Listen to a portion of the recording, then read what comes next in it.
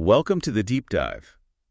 Today we're looking at how musicians can make that jump, from being pretty good, playing gigs, to being genuinely great. Yeah, that step up. We're digging into a podcast actually, called Going From Good to Great as a Working Band. And the idea is to pull out the stuff you can actually use.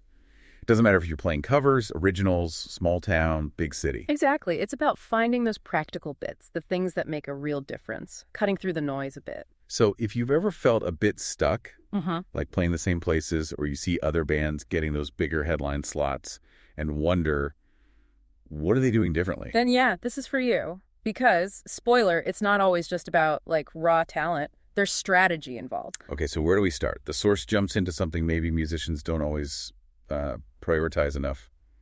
Marketing. Definitely. Marketing. And specifically digital marketing, social media, even if you're playing locally. The podcast really hammered this home.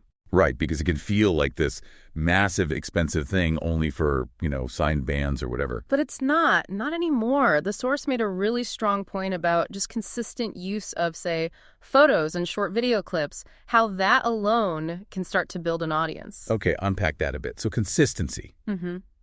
What does that look like? Well, it means not just posting gig tonight. Yeah. It's about showing a bit more, maybe behind-the-scenes stuff, a clip from practice. Something visual people can connect with. Exactly. Giving people a reason to actually follow you online.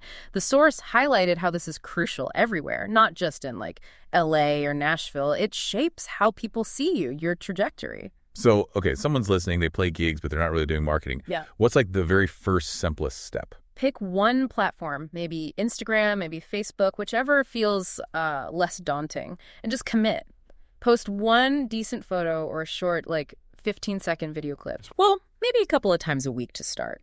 Make it regular, a rehearsal snippet, a cool shot from a gig, anything that shows you're active. It's about visibility. Gotcha. The source had a quote, didn't it? Something about marketing being essential. Yeah, it was pretty blunt. Something like, without marketing, your ability to move up in the music world will crumble. Wow. Okay, strong words. But probably true, right? In today's world, how else do people find you? It's the engine. Okay, moving on from getting seen, what about how you sound? The source tackled vocals head-on. Oh yeah, the do your vocals suck section. Very direct.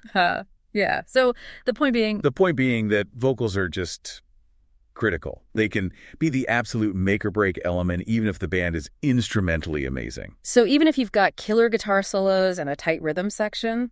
If the vocals aren't compelling, or, at least solid, it really holds the whole thing back. It's often the main thing an audience connects with first.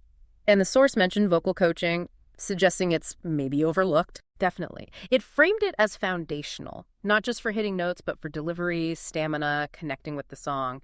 It builds credibility. Makes sense. It's the most direct human element, isn't it? Totally. And neglecting it. Right. Well, the source hinted that some pros learn that lesson the hard way. It can put a ceiling on your growth. Right. Okay, so marketing, vocals. Yeah. What's next for leveling up? The podcast talked about artwork, branding. Yes, the visual side again, but more about the overall look. Your logo, your promo photos, the whole aesthetic. Stuff some bands might think is secondary. Maybe. But the argument was that it's your first impression, often before anyone even hears a note. It signals professionalism, or lack of it. Ouch. So a blurry photo from 5 years ago is your main promo pic. Yeah. Probably not helping. Exactly. Or a logo that looks, kind of amateurish. The source stressed that your visuals need to match where you want to be, not just where you are now. So it's about aligning the look with the ambition. Precisely. A good visual refresh can make people take a second look, attract more serious attention, maybe from bookers or bigger venues. Which ties back into social media, I guess. That's where a lot of this branding lives. Absolutely. Oh. The podcast positions social media, like Facebook and Instagram again, as the main place to build and show off that cohesive brand. It's not just random posts, but building a consistent story. Yeah, telling your story, letting fans in a bit, engaging with them. It builds that community feel, that connection. And consistency, again, is key, right? You can't just dip in and out. No, you got to be visible. Right. Regularly. The source was practical too if you hate doing it or you're just not good at it. Yeah. Delegate it. Find someone in the band or even a trusted fan or crew member who gets it and can run with it. Keep that presence active. Makes sense. There was another quote tied to this, wasn't there? about giving people a reason to follow. Uh-huh. Something like, the best way to grow your audience is to give them a reason to follow you. It sounds obvious, but... But it means putting out interesting stuff, not just gig flyers. Exactly. Engaging content.